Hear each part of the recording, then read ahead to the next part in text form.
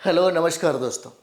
तो जैसा कि हम लोग फास्ट रिवीजन देख रहे हैं, बिहार स्पेशल का 2100 प्रश्न है, जिसमें हम लोग 35 प्रैक्टिस सेट देखेंगे। और ये हमारा पहला प्रश्न हो जाएगा। देश में दो ऐसे प्रांत कौन हैं? देश में दो ऐसे प्रांत कौन हैं जिनके प्रांतीय सम्मेलन ने कलकत्ता अधिवेशन के पूर्व ही असहयोग का आह्वान किया था? देश में वह कौन ऐसे दो प्रांत थे जिसने प्रांतीय सम्मेलन ने कलकत्ता अधिवेशन के पूर्व ही असहयोग का आह्वान किया? तो ये हो जाएगा, एक प्रांत गुजरात है और दूसरा प्रांत बिहार हो जाएगा। आंसर इसका ए और बी दोनों हो जाता है।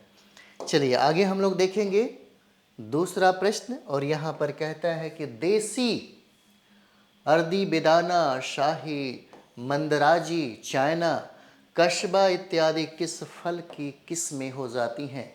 किस फल की किस्में होती हैं? तो यह लीची की किस्में हो जाएगी। बी आंसर हो जाएगा। और यहाँ पर देखते हैं कि बिहार, इसके लिए बिहार में सबसे ज़्यादा इसका उत्पादन किया जाता है। और बिहार में मुजफ्फरपुर ज़िला में लीची का सर्वाधिक उत्पादन किया जाता है।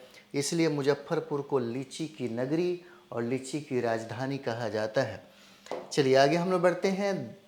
तीसरा सवाल, देश रत्न की उपाधि किसे दी गई?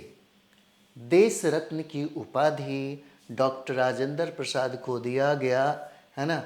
ये भारत के पहले राष्ट्रपति बने। और इनका जो गांव है, जो घर है, कभी कभी पूछता है किस राज्य से हैं, तो बिहार राज्य से हैं।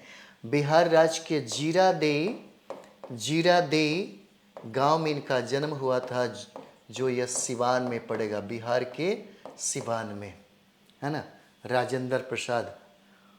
चलिए आगे हम लोग बढ़े। नेक्स्ट सवाल है, चलिए चौथा नंबर हम लोग देखते हैं यहाँ पे। चलिए 4 नंबर प्लस। बेरोजगारी की माप के लिए वर्ष 1973 ईस्वी में योजना आयोग ने किस आयोग का गठन किया था? है ना, योजना आयोग ने किस आयोग का गठन किया था? यहाँ पे 4 नंबर सवाल। तो ये देखिए, भगवती आयोग हो जाएगा। आंसर इसका डी है, इंपॉर्टेंट है, भगवती आयोग होगा। नेक्स्ट हम लोग यहाँ पर देखेंगे 5 नंबर सवाल।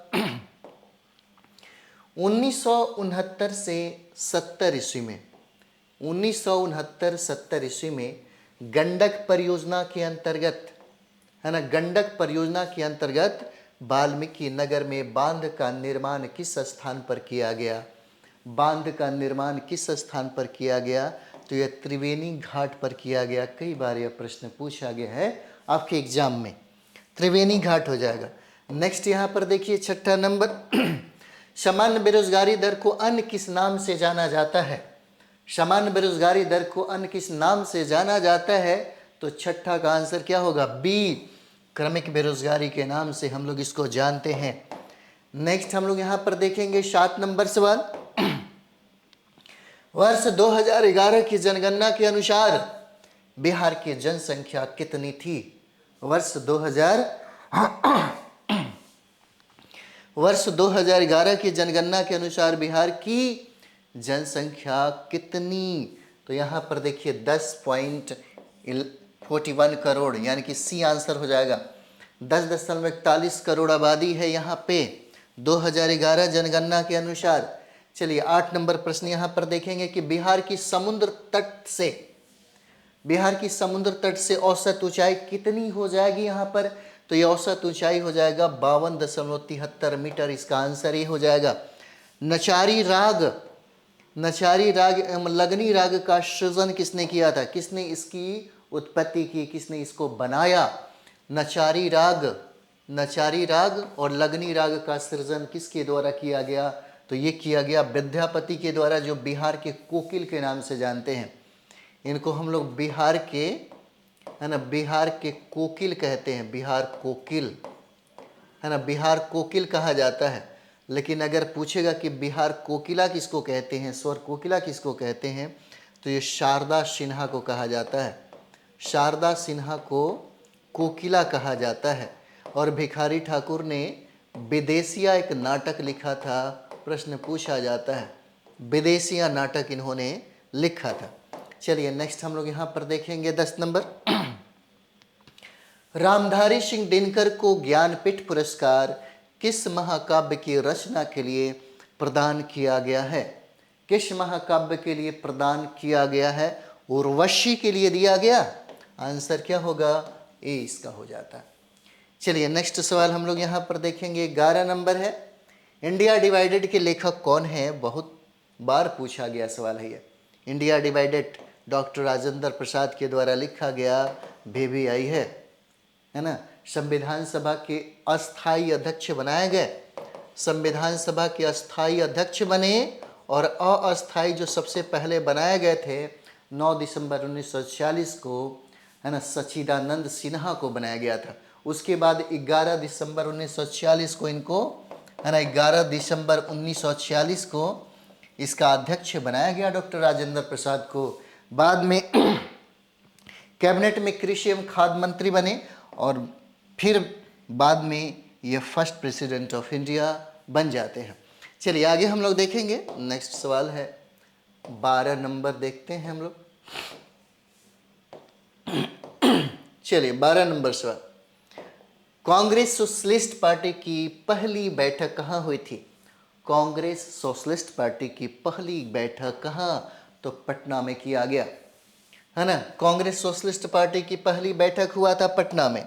नेक्स्ट यहाँ पर हम लोग देखेंगे और नेक्स्ट सवाल है कि नेपाल में नाना सेना, नेपाल में क्या नाना सेना के गठन के सूत्रधार की भूमिका किसने निभाई थी? नाना सेना का, तो ये अमर सिंह हो जाते हैं। अमर सिंह के द्वारा निभाया गया था।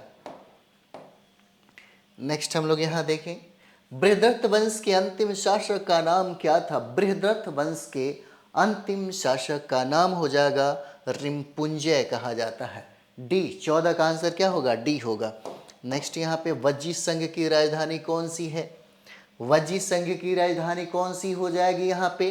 तो वज्जी संघ की राजधानी वैशाली है। मतलब बिहार में महाजनपदों की संख्या कितना?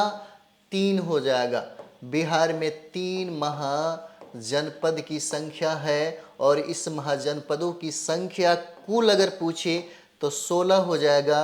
और 16 महाजनपदों की चर्चा अंगुत्तर निकाय में मिलता है ना, और भगवती सूत्र में मिलता है। भगवती, है ना, भगवती सूत्र में मिलता है या भगवती सूत्र में। भगवती सूत्र का संबंध जैन धर्म से है और अंगुत्तर निकाय का संबंध आपको, है ना, ये बौद्ध धर्म से हो जाता है। चलिए नेक्स्ट यहाँ पर हम लोग देखेंगे 16 नंबर सवाल, वज्जी संघ के लिच्छवियों को पराजित करने वाला मगध का शासक कौन था? मगध का शासक कौन था? अजातशत्रु, जिसको पितृहंता के नाम से जानते हैं, और ये बिंबिसार का पुत्र था। हर्यक वंश के सम्राट थे और अजातशत्रु के समय में ही बौद्ध संघ का, यानी कि प्रथम बौद्ध संगति का आयोजन, प्रथम बौद्ध संगीति का आयोजन किया जाता है। कहाँ पे? राजगृह में किया जाता है, राजगीर में किया जाता है। चलिए नेक्स्ट हम लोग यहाँ पर देखेंगे अगला सवाल 17 नंबर, रिवोल्यूशनरी क्वेस्ट पुस्तक की रचना किसके द्वारा किया गया? है ना, किसके द्वारा किया जाता है? तो ये जयप्रकाश नारायण के द्वारा किया गया। 1942 के आंदोलन में इन्होंने, है ना, भारत छोड़ो आंदोलन में इनकी भूमिका बहुत ही ज़्यादा है ना। अगर देखा जाए तो इनके द्वारा आज़ाद दस्ता का गठन किया गया, आज़ाद दस्ता का गठन किया गया और आज़ाद दस्ता का गठन करके इन्होंने भूमिगत रूप से देश की आज़ादी में महत्वपूर्ण भूमिका निभाई। 1974 की अगर बात कर दिया जाए तो इन्होंने संपूर्ण क्रांति की नारा दिया था। संपूर्ण क्रांति की, है ना, संपूर्ण क्रांति की नारा इन्होंने दिया था। चलिए आगे हम लोग बढ़ते हैं यहाँ पे और नेक्स्ट हो जाएगा हमारा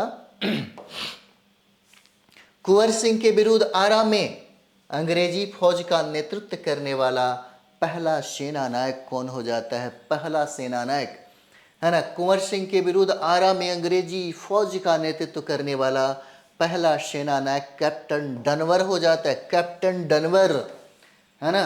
1857 की क्रांति में अगर देखा जाए तो 80 वर्ष की अवस्था में बाबू कुंवर सिंह ने अंग्रेजी सरकार को, है ना, मतलब हिला के रख दिया था। यही वजह है कि इनके बारे में अक्सर कहा जाता है कि 80 वर्ष के हड्डी में जागा जोश पुराना था। कहते हैं बीर कुंवर सिंह बड़ा वीर मर्दाना था। चलिए आगे हम लोग बढ़ते हैं। यहाँ पे 19 नंबर सवाल देखेंगे। बापू के कदमों में पुस्तक की रचना किसके द्वारा किया गया? बापू के चरणों में। तो बापू के चरणों में यह लिखा गया डॉक्टर राजेंद्र प्रसाद के द्वारा। आंसर इसका डी हो जाएगा। और नेक्स्ट हम लोग यहाँ पर देखेंगे, और ये हमारा जो है 20 नंबर सवाल है ना, लास्ट हम लोग यहाँ पे 20 नंबर सवाल देखते हैं। और ये 20 नंबर प्रश्न कहता है कि वह कौन सा संप्रदाय है जो बुद्ध के शुद्ध धार्मिक सिद्धांत में विश्वास करता है ना, बहुत इंपॉर्टेंट है और ये हीनयान हो जाएगा। वह कौन सा संप्रदाय है जो बुद्ध के शुद्ध धार्मिक सिद्धांतों में विश्वास करता है? आप देखते होंगे जब बौद्ध संगीति का चौथा आयोजन हुआ था कुषाण के समय में यह संगीति का आयोजन किया गया था कुंडलवन कश्मीर में। तो यहीं पर यह बौद्ध धर्म जो है दो संप्रदायों में विभाजित हो गया। एक का नाम है हीनयान और दूसरे का नाम है महायान। एक हो जाता है हीनयान और दूसरे का नाम है महायान। और महायान के पोषक थे कौन? कुषाण शासक। चलिए नेक्स्ट वीडियो में हम लोग मिलते हैं। थैंक यू वेरी मच आप सभी लोग।